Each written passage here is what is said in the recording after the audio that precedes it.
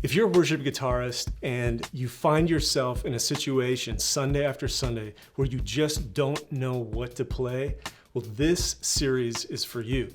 Now, it doesn't matter if you're a new musician or if you've been playing for decades. The trick I'm going to show you is one that fits and it works for everybody and almost every song.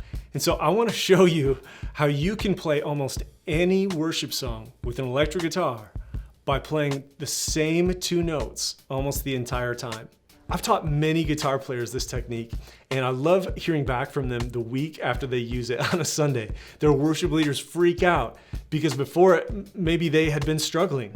Maybe they had been tolerated even. I know some of you don't want to hear that, but some of you maybe aren't adding value to your team right now, and you're just kind of being tolerated. That's a horrible place to be. Nobody wants to be barely making it in the worship band. No, I love the idea of adding value. And what I mean by that is that your band is better off with you playing with them than if you were not. Okay, and that's adding value. It means if you were gone, something would be missing, something that they would need. And so this concept right here adds tons of value. And maybe what I love most about this concept is that I believe it's so easy that you'll be able to learn it in no time, that you'll be able to add value to your set list even this Sunday, and you'll be able to turn around and teach someone else on your team how to do it. So if you want to add tons of value to your worship team, grab your guitar and let's get started. So the first thing we need to know to get started in this process is, what is the key? Now, I think this is the first question that we ask when we're handed a song for Sunday. The key is so important. It's not just a capital letter that you see next to your song title every week. This determines so much about the type of chords that we play in our song. And so we have to know what the key of our song is. So let's use the song Great Are You, Lord, as an example. That's in the key of A. You can see in this key we have 7 chords, and that's all I mean by key, is a group of 7 chords. Now you can see in the 1, in the 4, and the 5 position, we have major chords, the A major, the D major, and the E major. And then you can see in 2, 3, and 6, we have minor chords, and then that pesky 7 chord is a diminished chord, which we rarely play in worship unless we're playing like a gospel turnaround or something like that. Now, if you don't know the chords of your key, don't worry. I have all 12 listed in a document there in the link below. So now that we know the key of our song, the next step is to find our root note on our high E string. And because we're in the key of A, that means our root note is an A note. And so we're going to find that on our high E, which is on our 5th fret, right here. Okay, so we have the key, we have our root note on our high E string. Now the third step, and this is so important, we need to know what the 5 chord is in this key. Okay, now I'll explain at the very end. If you want to know the music theory behind this and why this all works, I explain that in the advanced section at the very end. But for now, I just need you to trust me. And here's the principle. We're going to go through each one of these songs, and whatever chord is played, whatever chord that we see, we are going to play our root note over top of it the entire time, except when we see the 5 chord, which in this case is the E major. When we're following along with the song and we see that E major come up, we're going to drop down. All we're going to do is just drop down a half step to our G sharp. Okay? So why don't we give this a try just on one note? Let's go to the chorus, Great Are You, Lord. In the chorus of this song, we start with our D major, which is our 4th position. Then we go to the F sharp minor, which is our 6th. And then in the last 2 bars of our chorus here, we have an E major in both of those bars. Remember, we're going to play our root note, the A note, over top of every single chord except when we see that 5 chord, which in this case is the E major. When we see that E, we're going to drop down just a half step below it and play right here. So let me play through this real quick and just count through it just so you can see the idea. Okay, so 1, 2, 3, 4, and D, 2, 3, 4, F sharp minor, 2, 3, 4, and E, 2, 3, 4, E, 2, 3, 4. Okay, kind of annoying, right? Yeah.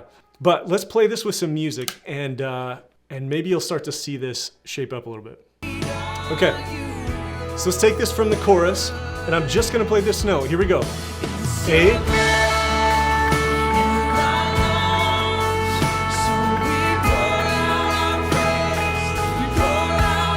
Again, D, F sharp minor, so E.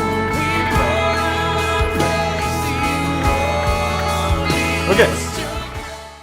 So first step, we need to know the key of the song. Second, we need to find the root note on our high E string. Third, we're gonna play that high root note over top of every single chord except our 5 chord. Okay, now this is where it starts to get fun.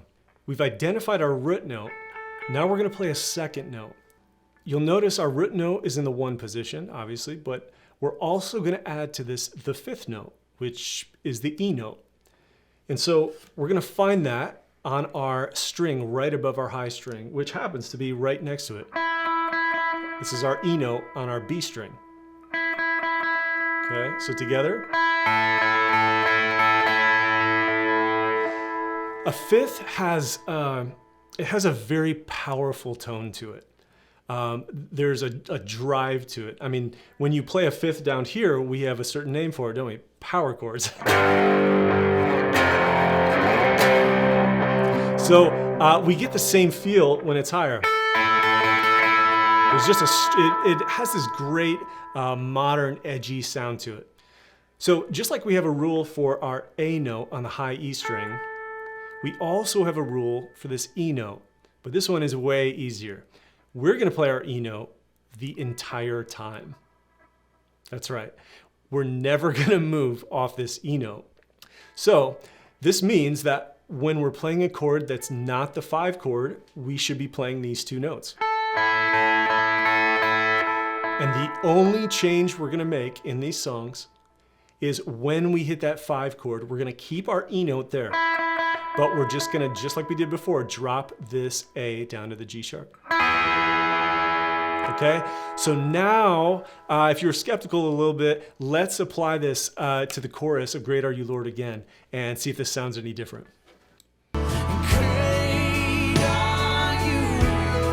Okay, I'm just gonna pick just like before.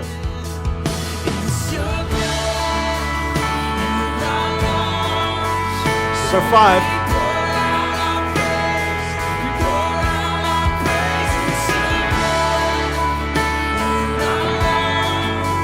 So 5.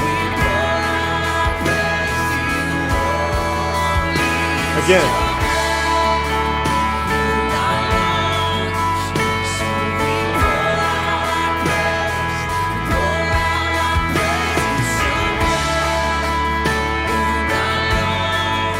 So 5 chord.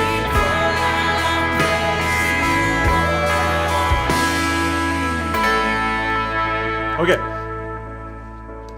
So let's recap, and then before we add anything else to this, I'm gonna give you a chance to play along with Great Are You Lord just with this position here and follow this principle. So number 1, we need to know the key of our song. Once we find that, we play our root note on our high E string, okay? And then we gotta know our 5 chord, because every time we hit our 5 chord, we're gonna drop this root note down a half step. And then we're gonna add our 5th note in our key, which in this case is the E, to it. And we end up with this position here, 2 notes right next to each other. Now, for now, I don't really care how you pick. You can play both at the same time. You can pick back and forth. You can just stay on your E string and then just hit this. So this is in 6. So if I was kind of 1, 2, 3, 4, 5, 6, 1, 2. That's one way to do it. There are all kinds of ways that you can approach this. You pick however you want to, and give this technique a shot.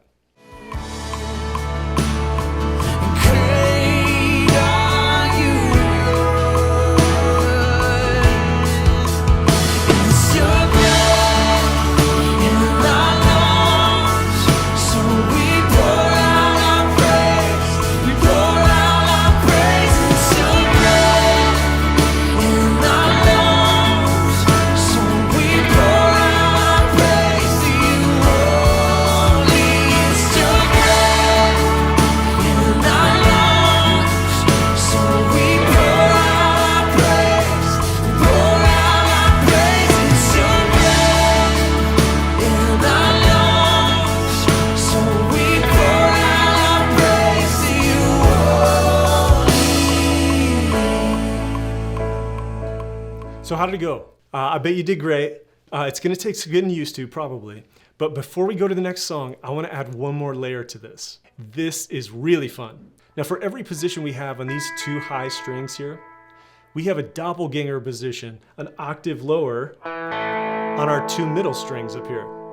Same two notes. This is our root note here. We're gonna drop down to our G sharp, just like we did before when we hit that 5 chord. And then this note is our E. So, we now have two positions in two different octaves. Same exact concept. So I love this because often what I'll do in the kind of the lower, more chill parts of the song, I'll go low. Maybe do a little volume swells.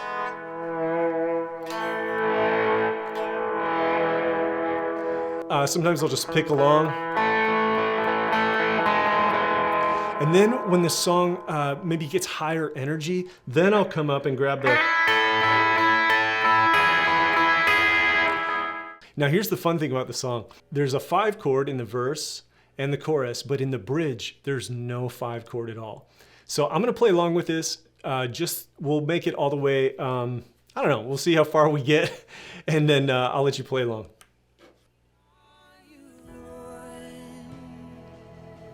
Here's our chorus. It's your breath in our lungs. The 5 chord. So we pour out our praise. We pour out our praise. D. It's your breath F sharp. in our lungs. To the E. So we pour out our praise to you only. Okay, so verse 2 now, they've introduced the song. I'm gonna incorporate a little bit of rhythm here. You give life. You give life. You are love.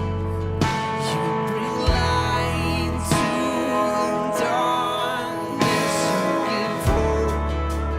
You restore every heart that is broken.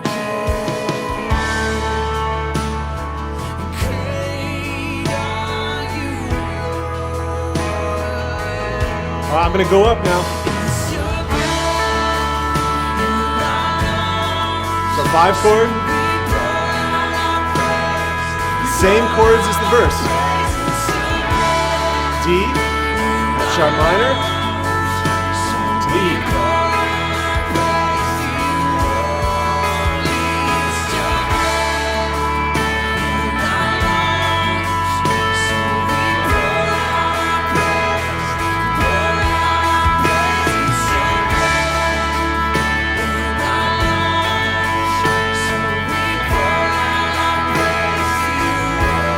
Okay, we're dropping to the bridge now.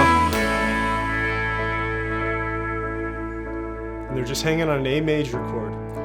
Now remember, there is no 5 chord during this bridge. So let's just, would I play one shape the whole time during the bridge? Probably not, but let's just see if this works. And all the earth will shout your praise. Our hearts will cry, these bones will sing. Great are you. Not changing a single note. Add a little bit of rhythm here. And all the earth will shout your praise. Our hearts will cry, these bones will sing. Great are you. All right, building now.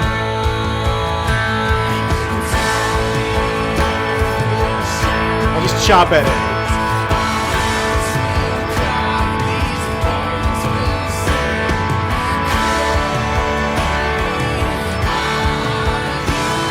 Feels a little monotonous. Here's our chorus, let's go up.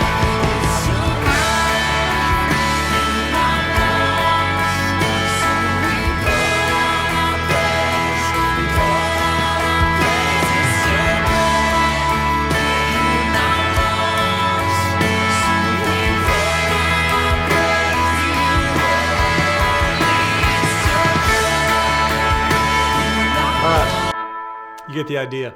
Now it's your turn. Give it a shot.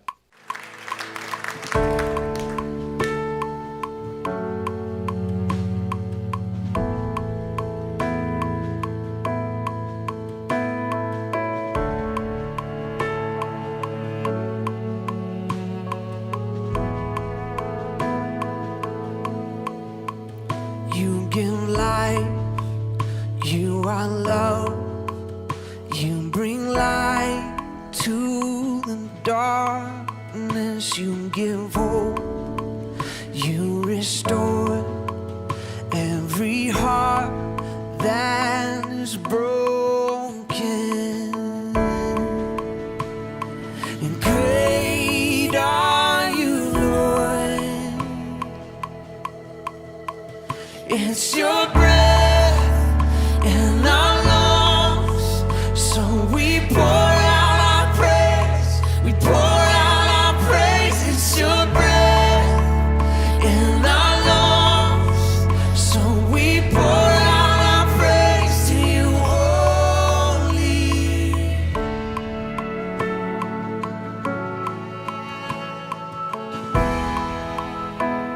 You give life. You give life. You are love. You bring light to the darkness. You give hope. You restore every heart that is broken.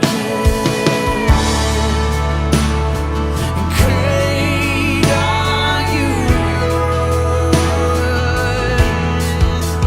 It's your breath in our lungs, so we pour out our praise. We pour out our praise. It's your breath in our lungs, so we pour out our praise to you only. It's your breath in our lungs, so we pour out our praise. We pour out our praise. It's your breath in our lungs, so we pour out our praise to you only.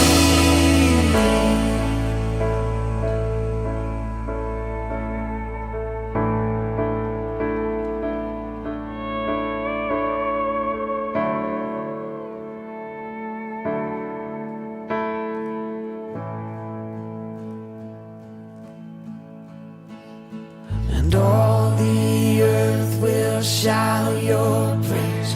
Our hearts will cry, these bones will sing. Great are you, Lord. And all the earth will shout your praise.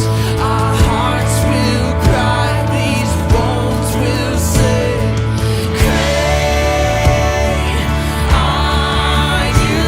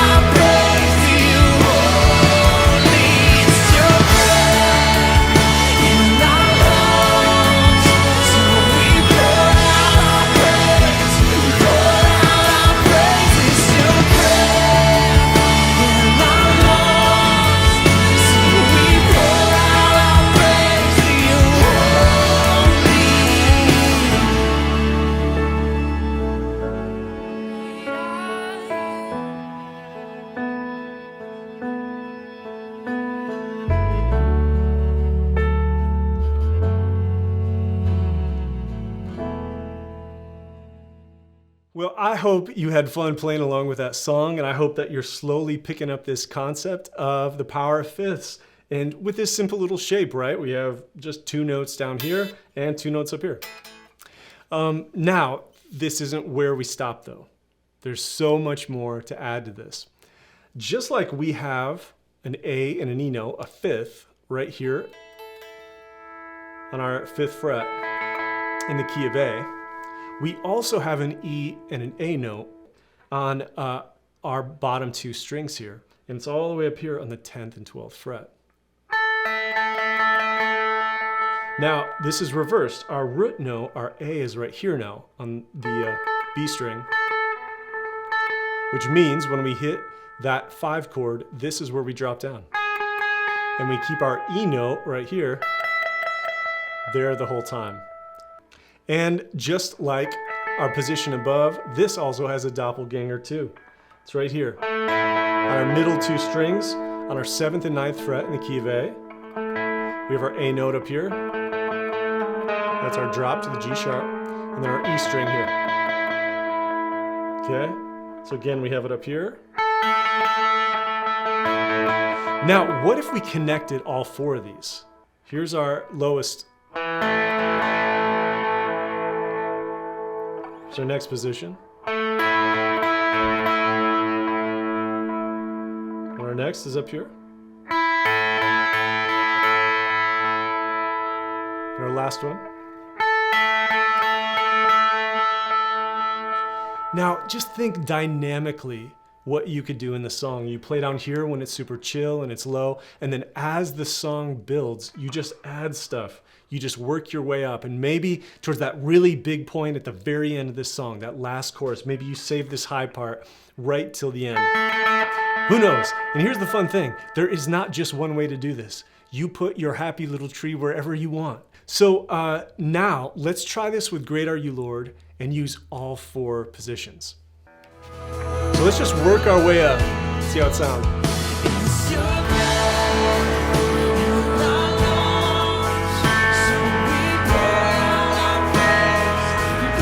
Let's go up.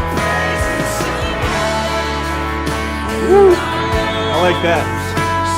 5. Let's go up.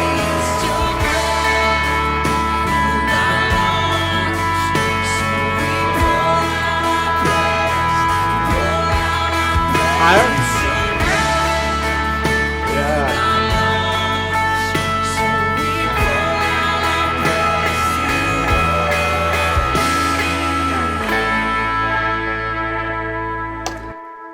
Now that's fun. Come on, you got to admit, you can get a lot done with that right there. Matter of fact, if that's all you ever did when you played a worship song, you would be in my band every single Sunday, I guarantee it. All right, now it's your turn. Give it a shot.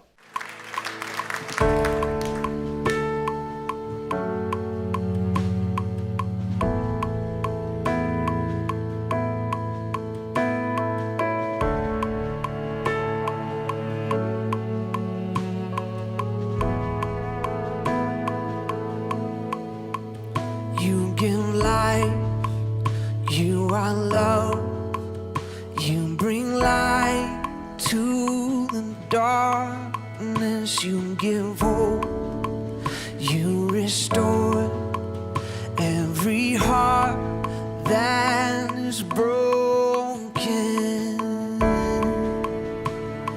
And great are you, Lord.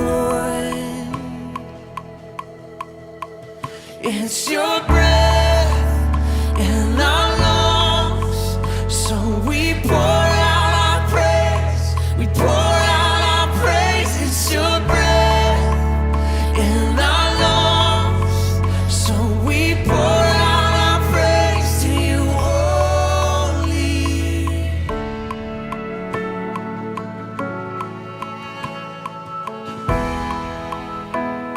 You give life.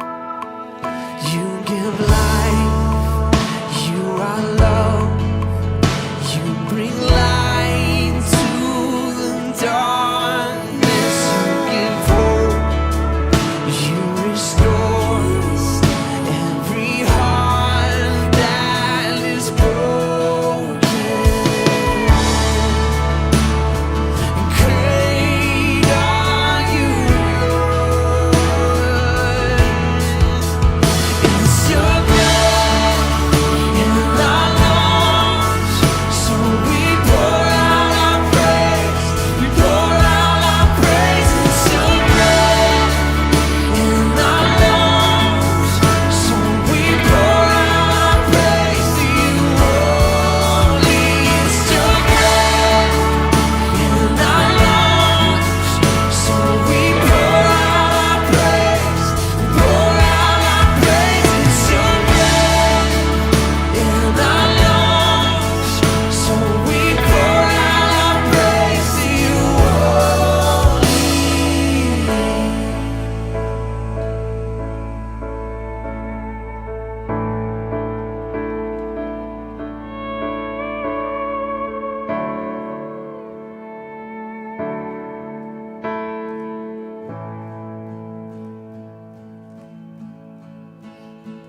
and all the earth will shout your praise. Our hearts will cry, these bones will sing. Great are you, Lord, and all the earth will shout your praise. Our hearts will cry, these bones will sing. Great are you, Lord, and all the earth will shout your praise. Our hearts will cry, these bones will sing.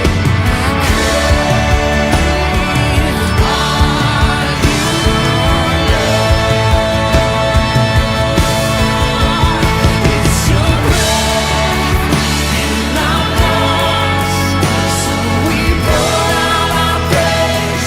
We pour out our praise. It's your breath in our lungs, so we pour out our praise to you, holy. It's your breath in our lungs, so we pour out our praise. We pour out our praise. It's your breath in our lungs, so we pour out our praise to you,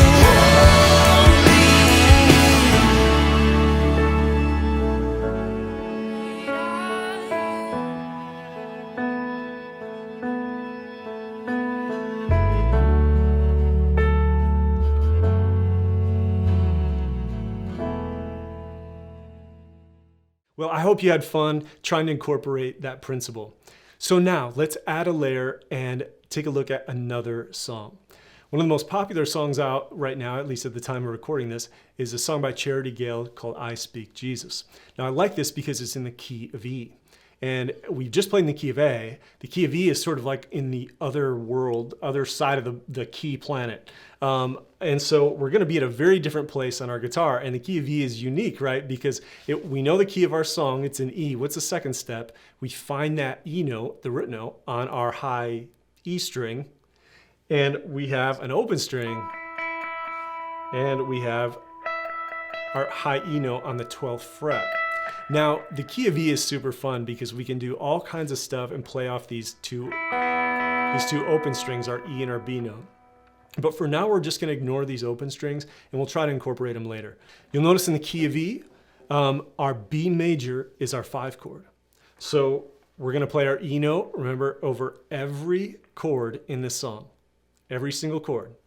And then we're going to drop on that B chord when we see it to the D sharp down here, just a half step down, okay? And then we're gonna add the 5th note, which is our B note, to this shape, and we have them right next to each other. So we're starting out with a really high position, right? So let's find our doppelganger position over here.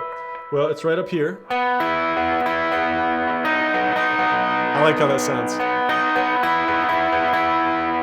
But remember, we have 2 other positions. On our high E string, not only are we up here, but we need to find our root note on the next string up, which is right here.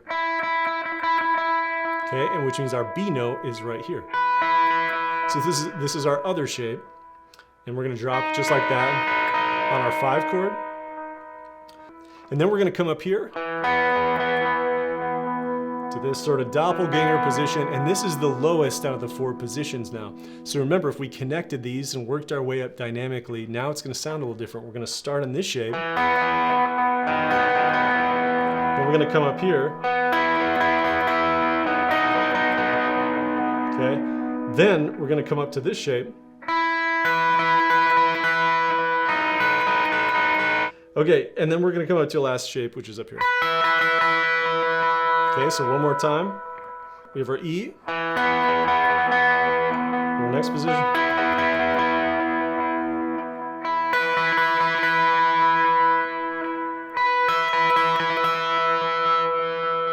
All right. So let's jump into this and see how this sounds.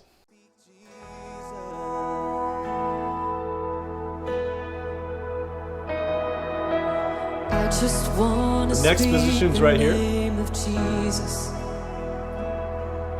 till every dark addiction starts to break, declaring there is hope and there is freedom. I speak Jesus. Here's our chorus. Your name is power. Right, starting right on the 5 chord. Your name is life. Let's get ready for that 5 chord. Break every stronghold. Shine through the shadows. Burn like a fire.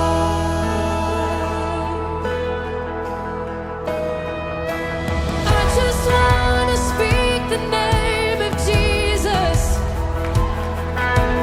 over fear and all anxiety, to every soul held captive by depression. I speak Jesus. All right, let's go higher. Your name is power. Your name is healing. Your name is life. Yes, it is. Break every stronghold. Shine through the shadows. Burn like a fire. Your name is power. And we declare it now. Your name is life. Break every stronghold and shine through the shadows. Burn like a fire. Okay, so we're going to this kind of this bridge-like section, but it doesn't really have tons of variation on the chords here. Jesus in the darkness over every enemy, and Jesus for my family. I speak. Let's start the low again and let's holy build name. all the way up. Jesus. Oh, shout Jesus from the mountain, Jesus in the streets, Jesus in the darkness over every enemy. Jesus for my family, I speak the holy name, Jesus. All right, let's go up. Your name is healing. Your name is life. Break every stronghold. Shine through the shadows. Burn like a fire. I love it. I love it. We'll wait to go higher. Your name is power. Your name is healing. All right, let's go to our last position. Let's go higher. Break every stronghold. Shine through the shadows. Burn like a fire. I missed that 5 chord. So go ahead and have fun with this one. We only have a 5 chord in our chorus. It just comes around once. So now I know many of you are like, man, are you really gonna, do you play this really the entire time you're playing a song? No, I don't. I might play it just for a bridge. I might really like it on the bridge. I would say like for this song, I really liked, I don't know, I really liked when we were playing up here for the chorus. I was really digging that. I can see when it goes super high coming up here.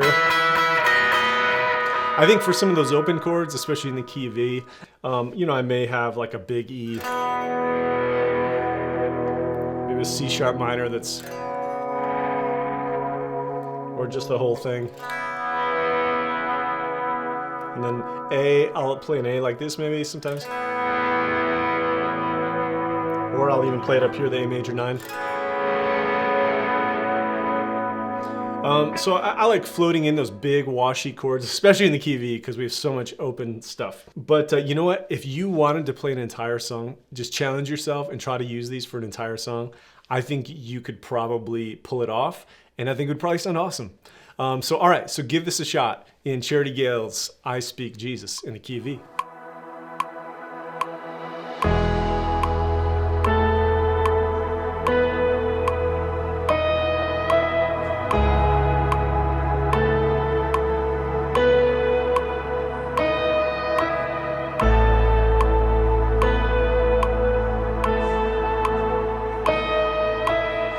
Just want to speak the name of Jesus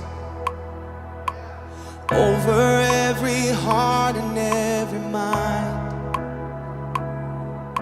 'cause I know there is peace within your presence. I speak Jesus.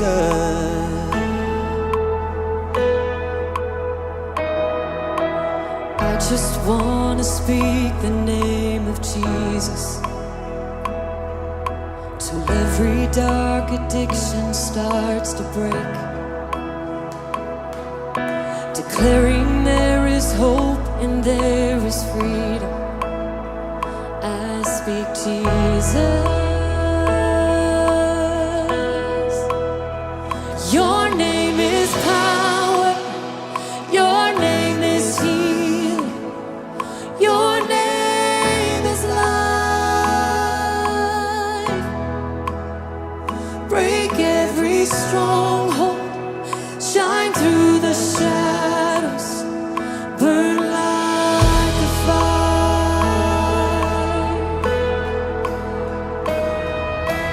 I just want to speak the name of Jesus over fear and all anxiety, to every soul held captive by depression. I speak Jesus, 'cause your name is power, your name is healing, your name is life. Yes, it is. Break every stronghold, shine through the shadows, burn like a fire. Your name is power, and we declare it now. Your name is life. Break every stronghold and shine through the shadows, burn like a fire.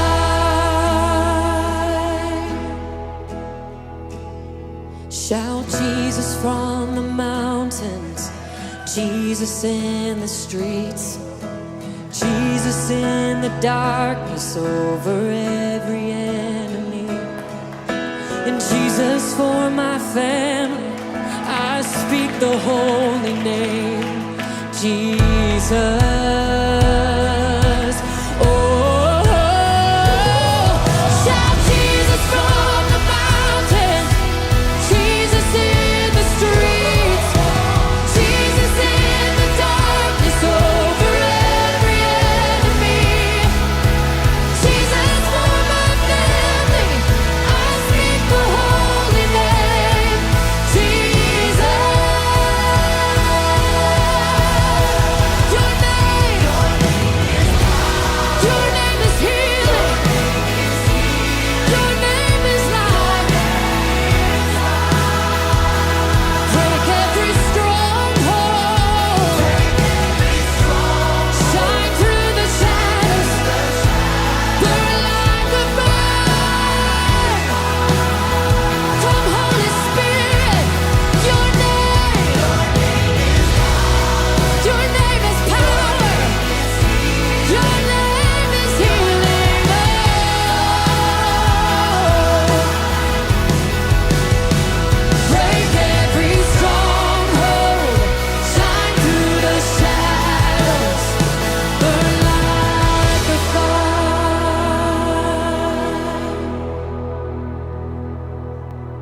Well, we have almost made it through this entire course. I'm so glad that you took some time to learn this principle and hopefully apply it to some songs and have tons of fun and add value. I want to talk about 3 different things here. We're going to talk about what this principle looks like all the way through the guitar neck, and not just in 4 positions. Beyond that, I want to talk about how to use open strings with this position. What's one little step we could take getting outside these 2 notes just to add a little diversity to the sound. And then beyond that, we're going to dig a little bit into the theory of why this works. I explained it a little bit earlier, but we'll spend a little more time there. What we haven't talked about yet is how both positions relate to each other. They actually, this shape and this shape actually connect with each other over the course of our 6 strings. Let me show you how this works. If this is our position here, there is also a 5th on these 2 strings that looks like this. Okay, this is quite a stretch. That's why we didn't start here. But then up on this one, we have, hey, we were just up there, that doppelganger position. And then if we have one here, we also have our open A, like this, with these 2 notes, this one and our open A. Okay. And then our E and our A, well, shoot, those are both our open strings up here. So this position connects all the way down on the neck. So we have our EA, we have our AE, EA again, AE. The reason this is different right here is because this stupid B string is tuned differently than the rest of the guitar. So anything we do here, it becomes a different shape. It would be like this, right? But we go up an extra half step. And then from this note, we have this. These 2 right there. Okay, so you can trace a line all the way down your guitar, and not just with this shape. You can do the same thing up here. If we have this shape here, it means we have the other one on these 2 strings. Now this one is weird again because it's B string. We have this shape here.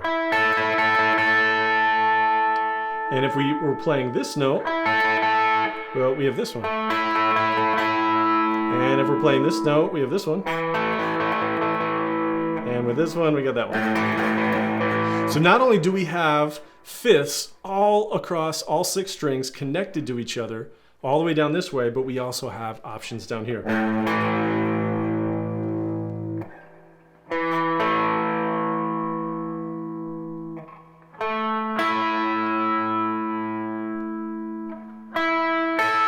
That's that weird one when you hit that B string. And then.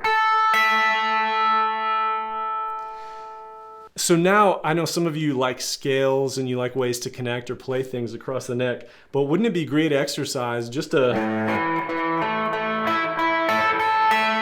be able to play through that and know that so well that you can just grab those 5ths wherever it is on the guitar. Whatever key you're in, just play that as an exercise. Find both of those positions on the guitar and just play through it on all 6 strings back and forth.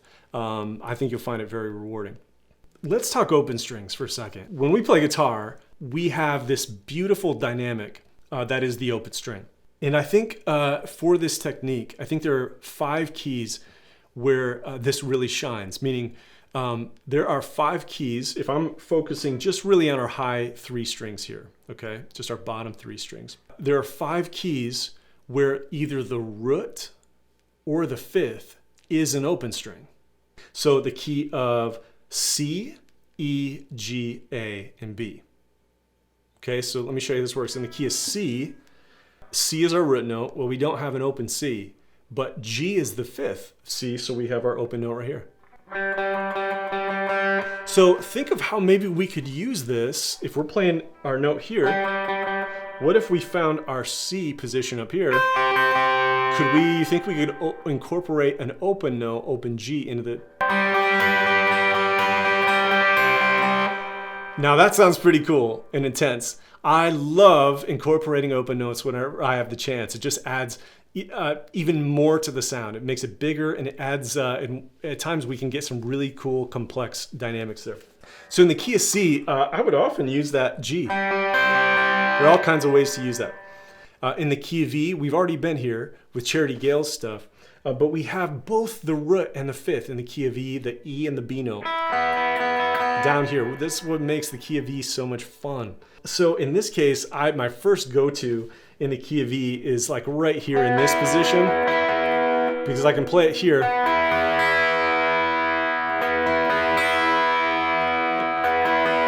And these are the same two notes as these. So I'm just going to drop to this note on here when I go to my 5 chord and leave these open. So now I could pick back and forth.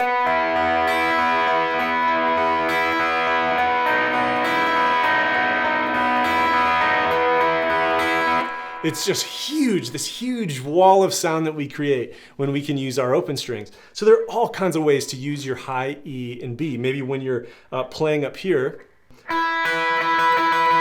on this shape up here, maybe you find like this B sounds too high. So sometimes I would go.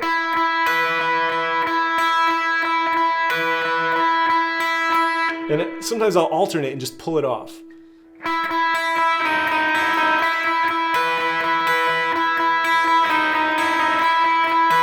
So nothing saying you have to play that the whole time. You could incorporate an open note and add more variation to your sound. Beyond this, we have the key of G. Now, obviously, we have the open G here that we can use. So you're going to recognize this, some of you. If we have our G note here, it means we have a little shape right here, and we have an open G above it. Hey, that looks a lot like a modern worship chord that we're used to playing. Oh. So this is what's fun. Those of you who play these shapes, and if you haven't played these before, make sure to check out my course on the key of G. But these are fantastic shapes. I strip the third up here and I'm just playing the bass note down here. But all we're doing, we're using this concept, the power of fifths concept. We're playing a fifth against the 1, 4, 5, and 6 chords. The 1, the 4, the C, the 6, the E minor, and then the 5 chord, the D. Or you can drop to your 5 there. But obviously we have all kinds of other options.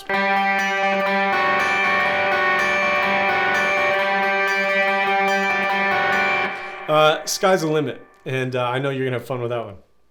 So we have the key of G, the key of A. Of course, we have an open A up here, but I want to focus on the 5th note of the key of A, which is that E note, which we have open down here. Right? So if we take, this is where knowing these connections really help. Because if we have our A right here,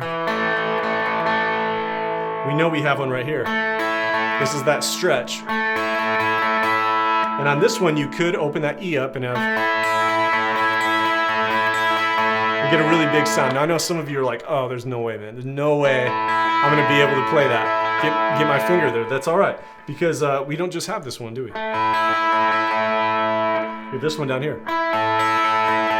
This one's a lot easier to do. Right?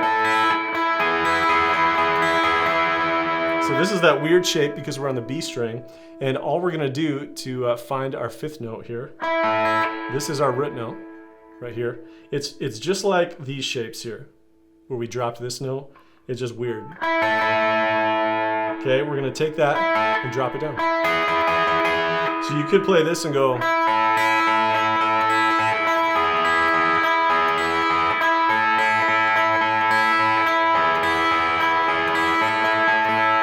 Okay, so I'm just playing off that open E note. Tons of potential there in the key of A. Beyond this, the last one is the key of B. So we have this open B string here. Now, I'll be honest with you. I love playing, I love playing fifths in the key of B, but I really like playing thirds in the key of B, or inverted thirds, really. I'll show you real quick, but this is for the thirds course.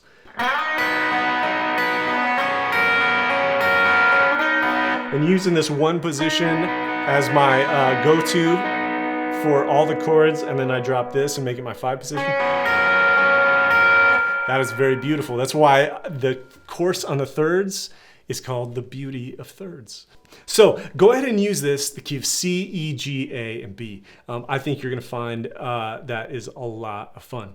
For some of you theory nerds out there, I wanna do a little dive into what we talked about earlier, why these 4 chords are so used in modern worship and why this position exists. So if you don't know anything about chord theory, I wanna make this as pain-free as possible for you. So let me just show you a few simple principles here about chord theory that I think will just illuminate the world of worship music for you. So it all starts for me, remember, the most important question I think at least the first question I ask when I'm given a song is, what is the key? And so let's start here. For demonstration, we'll just use the key of C today because it's easy. We don't have any sharps and flats to worry about. And so here are the chords of the key of C. When I say key, I just mean a group of 7 chords. So you'll see we have our root position, our 2nd, 3rd, 4th, 5th, 6th, and 7. 7 chords. And in the 1, 4, and 5 position, we have major chords. In the 2, 3, and 6 position, we have minor chords. And then we have this diminished chord in the 7th position, which, interesting enough, Charity Gale, in the extended version of her song, as it keeps going, they do play a diminished chord. It's a gospel turnaround. But that's another lesson, another conversation. So these are your 7 chords. Burn this image in your brain.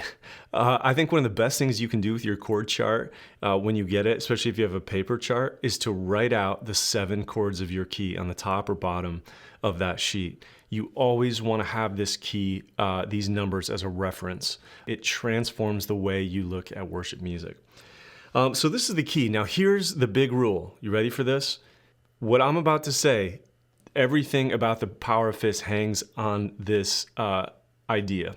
90 to 95% of the time in worship music, you are playing the 1, 4, 5, and 6 positions. 3 majors and this A minor. Just to prove this to you, I just went through the top 10 CCLI songs, at least at the time of recording this. Goodness of God, I Speak Jesus, Great Are You Lord, How Great Is Our God, 10,000 Reasons, Waymaker. All of these are completely and only the 1, 4, 5, and 6 chords. The exceptions, you have Build My Life, which puts the 2 chord in the chorus. So there are only 2 bars of that. The rest of the time, it's 1, 4, 5, 6. Gratitude, it's 1, 4, 5, 6 the entire time, but he has that really cool variation on his last time through the chorus where he makes the 4 and the 5 chord, which are normally majors, right? He turns them into minors. It's a beautiful, songwriting chord technique that I think I would love to see more of in songwriting. But this is a good example. Gratitude in the top 10 would be the only place where we find chords that are outside of the key that are being played. In many of your churches, they don't even play that last section. And honestly, it's not even necessary to play that. You can get the whole song played just with the 1, 4, 5, and 6. But is that good to know? Yeah, it's good to know when we have chords that are played outside of the 1, 4, 5, and 6, because these might be exceptions for our FIFTHs concept. Let's see, Graves in the Gardens, instead of going to like 1, 4 every time, don, don, don, don, it replaces the 4 in the second verse with like the 2 chord really quick for like half a bar, and then it goes back. But the rest of the time, 1, 4, 5, and 6. What a beautiful name. It has the 3 chord in the bridge, which is really just a replacement for the 5 chord, which I love doing that. If I have a song, it adds like a darker, I don't know, kind of a Brit rock, reminds me of a little Coldplay type move. Instead of playing the 5, you play the 3. And so here's our rule for FIFTHs. If you find that you're playing this 3 chord, treat it just like your 5 chord. So drop down that note just like you would as we're looking for a 5. If I was playing What a Beautiful Name, I would drop down that root note a half step, just like we've been doing on that 3 chord too. Again, 90 to 95% of the time, you are playing the 1, 4, 5, and 6 positions, and this works to our advantage. Now, here's why. And this is why the power of FIFTHs concept works. We have a C major, an F major, G major, and an A minor. Modern worship does not just play straight triads here. By triad, I mean a major and a minor chord. These are just 3 notes. These are just combinations of 3 notes. A C major chord is a C, E, and G. Sorry for the handwriting. F, A, C for our F major. G, B, D for our G major, and A, C, E for our A minor. Okay, so technically, if you have these chords written just like they are on the sheet and you only play these 3 notes, yes, you are technically playing these chords and you could get the song played.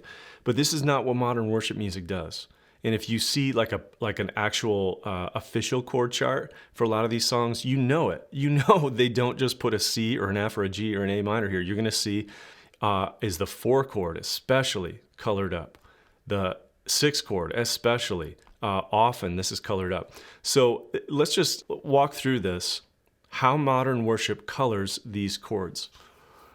We have our C major. There's certainly variations off the C major, but we're going to leave that alone for now. A lot of times I just play the straight major, or I even scoop out that E and just play the power version of it. I call the 1 chord the king because I often play it like a power position, just a strong 1 chord. In most of these songs is what I go for. But I call the F chord the queen here because we always, in this 4 chord, this is our 4th position here, I always ornament this position with notes. I very rarely, I think Graves in the Gardens would be the exception that I make because it's borrowing from a folksy type style. And so the way that you play like an inverted 4 chord here, it would, I like not coloring that up and just keeping it a 4. But again, that's because we're incorporating a style that's not necessarily common for modern worship music. And so the queen here, usually we're going to ornament this with an E note or a G. That's the 7 and the 9, which makes it either an F add 9, an F major 7, or an F major 9. I shouldn't have written that as a slash. But you get the idea. F add 9 is when we add the G to the chord. F major 7 is when we add an E to the chord. And F major 9 is when we add both an E and a G to the chord. These are very, very beautiful ways to color this 4 chord. You know, a great way to sound like an amateur in modern worship is don't color the 4 chord. Just keep it a triad. Most of the time, we are adding something. We are ornamenting this queen here. So let's go over here to the 6 chord now. The 6 chord is almost always made an A minor 7. That is my default, by the way, with minor chords. So we have our 2, 3, and 6 position here. I'm always, just by default in a song, in a modern worship song, I'm always making these minor 7s first. And then if the song like calls for a darker, like minor tone, then sometimes I'll pull that off. But the 7 is going to soften that minor chord. It adds a little bit of a modern feel to it. And it takes off the edge, that dark edge of the minor chord. So often we have a G here, making it a minor 7. And then in this 5 position here, that's our 6.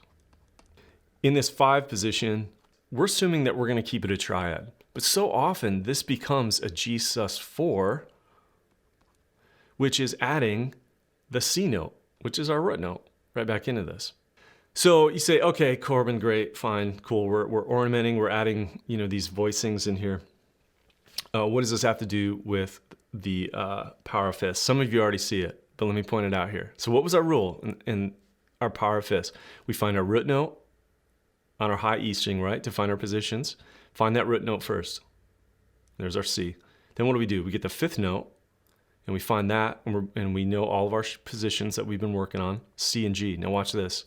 If 90 to 95% of the time your song is playing 1, 4, 5, and 6, what happens when we just play a C and G over these chords? Look at this. In our 4 chord. And then 5 chord. If we made this G sus4 here, if this was in our song, we could play this 5th, our C and G note, this interval, over top of the entire progression, a 1, 4, 5, 6 progression. We could play this over top of the entire 1, 4, 5, 6 progression and not move a note the entire time. How crazy is this? But what we're doing is we're giving this 5 chord the benefit of the doubt. We're going to say on this 5 chord, we are going to drop and play that B note. We're going to drop a half step here from the C that we've been playing, the root note, to the B when we hit that 5 chord. That's what we're doing. And by dropping to that C, we're playing the B and the G of the G major triad. So what happens over here, we're playing the power notes, the 5th of our 1 position. When we play a C and a G on our 4 chord, listen to this. You are adding complexity, and you are playing an F. You know, if everyone was playing a triad here, but you were the only one adding this G note in here, the chord would be an F add 9, which adds this kind of airy, I don't know, it's not a good word for airy, modern kind of tone. You'd be playing an F add 9. You'd be adding complexity by doing nothing. When you look at chords that say major 7, major 9, sus 4, automatically, I think most of us will look at that and go, oh man, 7s, 9s, susses, major, minor, what? We look at that and think, oh no, these are going to be more difficult chords, and this is going to make my job harder. No, not at all. Because modern worship voices their chords in this way, it makes our job insanely easier. So much easier. Guys, knowing this simple principle of worship chord theory is gonna transform the way that you play chords. I have way more of this and how this applies to chords on guitar and piano in other courses. But I'm telling you, by doing nothing, by staying where you are, you're adding complexity and you're stylizing your song. Same over here, minor 7. You stay on that C and your G, you're adding the 7th. You're adding a modern tone to that minor chord in the 6th position. And then when we drop here, certainly we don't have to all the time. Here's the difference. What determines whether I play this B or this C? Always, always, always, it's the melody. What is the melody doing? What are they singing while I'm playing this G chord right here? Sometimes, I don't know if you noticed, I look back at the video of I Speak Jesus, and I was missing that 5 chord because there are times that I wanted to drop to, I wanted to play this C note in there, because I felt like it harmonized at different places, and I did it over, I think, the 4 chord too, where the note here was harmonizing better with the melody, and I think my ear was just pulling me that direction. The melody determines everything we do. We don't ever, ever, ever distract from the melody. Our job is to support the melody. That is one of the main, I think, 3 purposes we have of being on stage as musicians, is to support the melody. And so, guys, I hope this kind of illuminates this for you. I hope this opens up by doing nothing and just playing the C and G. This is not just some dumb hack so we don't have to think. Guys, this is intelligent playing.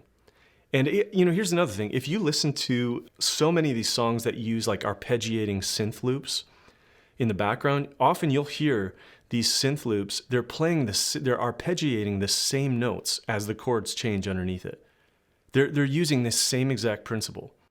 They're using the common notes of the 1 chord, and they're just playing it underneath, over top of all this. And also, those of you who play pads, those of you who have like that static pad that just plays the entire time and doesn't move, what notes do you think those are? Pretty much, for the most part, the dominant notes that are going to be in whatever that type of sound is going to be the 1 and 5 of that key. So maybe, I hope this is all coming together a little bit. I hope that opens your eyes a little bit to how chord theory can help you make your job way easier and help you sound better. Run with this, have fun with this. Some of you might need to play this back a few times. I'm going to have a more extended course that gets into worship chord theory a lot deeper and takes you through a little more methodically. And I believe by the end of that, you're going to be a theory monster, and you're going to be able to turn around and help your team make their job a lot easier too. Well, worship guitarists, thank you so much for going through this simple course, and I hope you're going to take this power of fifths concept and use it on Sundays. And not just use it, I hope you're going to turn around and teach somebody else. I can't wait to hear back from you and see how you've used this creatively to add value to your band. We'll see you next time.